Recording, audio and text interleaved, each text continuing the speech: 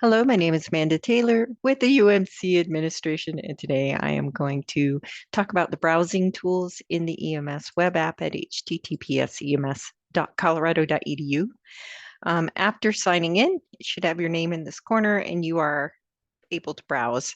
So go ahead and choose events. This is kind of like an events list, and you'll likely want to add a filter of some sort to help you refine it. Locations are just buildings like IMIG or the Mackey Auditorium. And then you could also do it specifically by room. Customer is a group name, so it's probably the College of Music as an example, or in my case, the UMC administration. Event name, if you know the event name, you can type a few letters or words of that event name, it'll come up. And again, event types, it depends on how your department schedules things. So you could use something like recital, and that would work too. Let's just start with locations and go by building, and I'll talk about that. So when you click location, all of our buildings come up that are available to view online, and you would check a box next to one or more of the buildings that you would love to see. So I'm just going to use IMIG and update the location. Now we are very busy. This is our academic semester, so there are a lot of classes going on.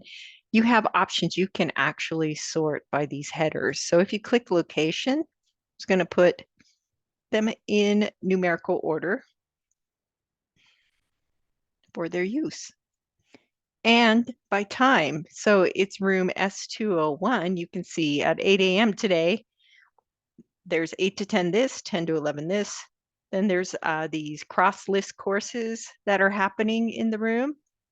801, 800 section, and then this is a upper division with a senior division. So you'll see all that information by room ID. All right, you can also do it by name.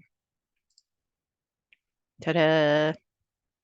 And then the other thing you can do is go to tomorrow. So maybe you want to see what's happening on the 8th. We've added a filter, so we're still in the College of Music. All right. The other thing is you may save the filter. So if you wanted to save this filter, you just click Save Filter and, oh, wait, not save, sorry. Where is my save? There it is, wrong button. You can just say whatever you want and change it if you want. I'm just going to leave it on IMIG Music, the building filter. There's an asterisk next to that to tell us we shouldn't close the building. Okay. So I've saved that filter, and I can always go to my save filters and load it at any time I come to this page. And you can add and save as many filters as you need. So let's remove this filter and let's create a new filter. So I'm going to add a room filter. Maybe I want Gruson. Gruison, Gruy. Let's see. Let's go Hall. I'm going to hit Hall and see if I can get. Oh, here we go. Music. See, it's by number, and I don't know these numbers. So Wolf Law has a hall.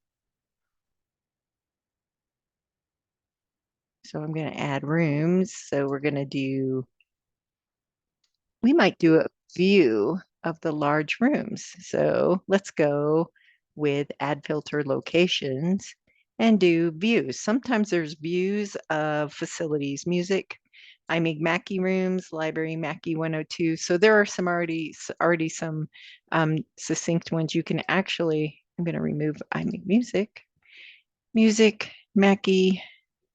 Oh, not Mackey. I want music 102, 1B, 59. Oh, there we go. Performance halls, even better. Update. There we go. So now we can see the larger venues for that day. I just had to find the right one, and I could save that. And whoops, I got to remember to use this button. There we go, save. So now I've saved these to my account, and I can always log in and go to my save filters and use these to see things. Date saved.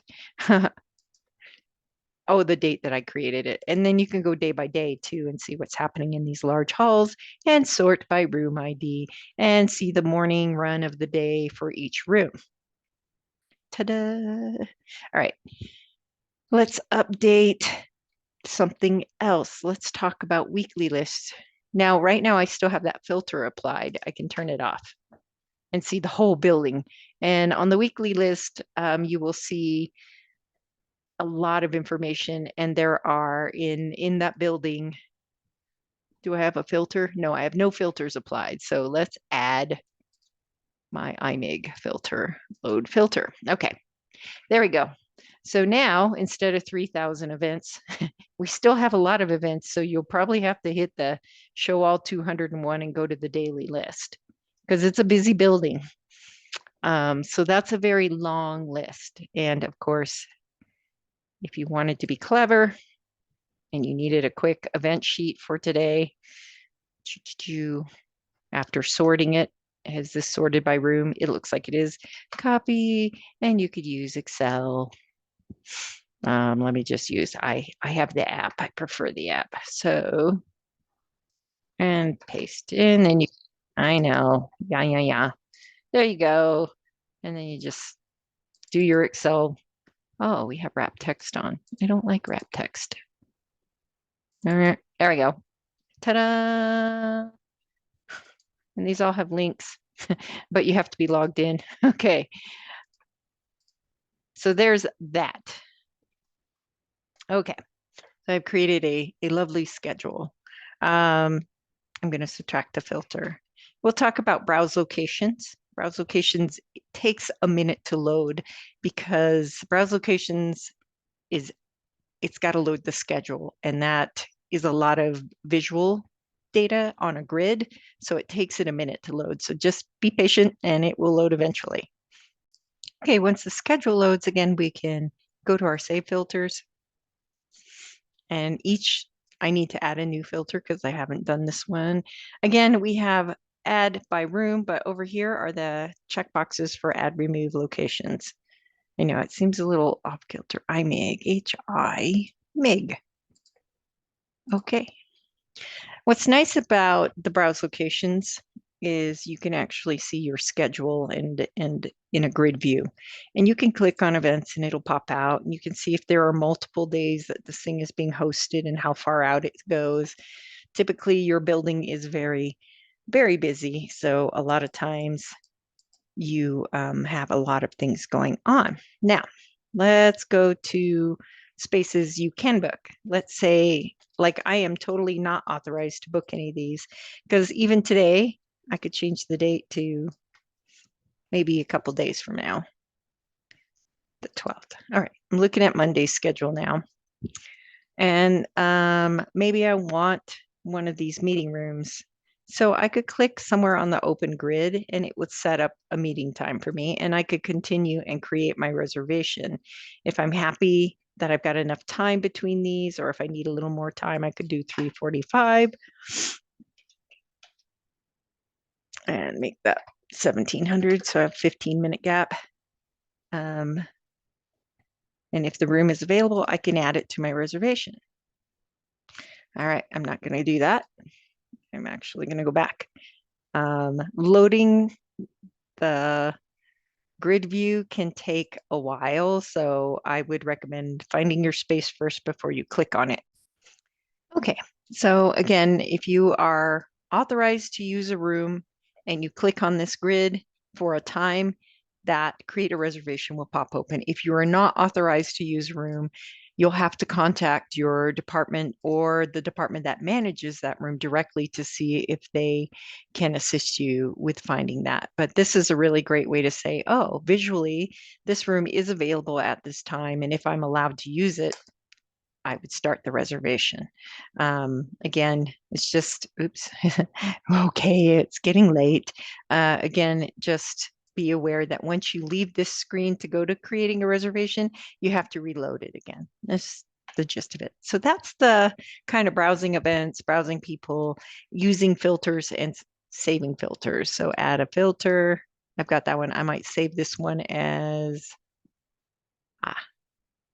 I need a view, add, remove, IMIG, save filters. Oh, I keep clicking the wrong save filters. I've done that like 100 times. There we go. We want to save the filters to our account so that when we come back later, I can always just go to my save filters and go ahead and load what I want to see. Ta-da! Very quickly. All right, that's all I have today. I hope you all have a great day. There might be, oh, people. I should talk about that. That's groups. If you know the name of the group, you can see the schedule for a particular date. College of Music and the Office of the Registrar. This is going to be non-academic events. The academic events are going to be in browse locations. That comes from the Office of the Registrar, pushed from CLSS and CUSYS and a couple other systems. This one is more for looking for my non-academic events that maybe Brooke or the UMC might have scheduled for me. And it's typically under the College of Music for most of you. So find the College of Music, and then anything that was scheduled by the College of Music facility manager will typically come up here. And it will be for today's date, which you can change. Again, these are the non-academic kind of programs that don't come in from CLSS, I guess is the best way to put it. So that's another nice way to find your event is using people. Okay, that's the last thing I'm going to show. There are no filters on this, just date. All right. Have a great day, everybody. Take care, and I hope to hear from you all soon if you need my help. Thanks.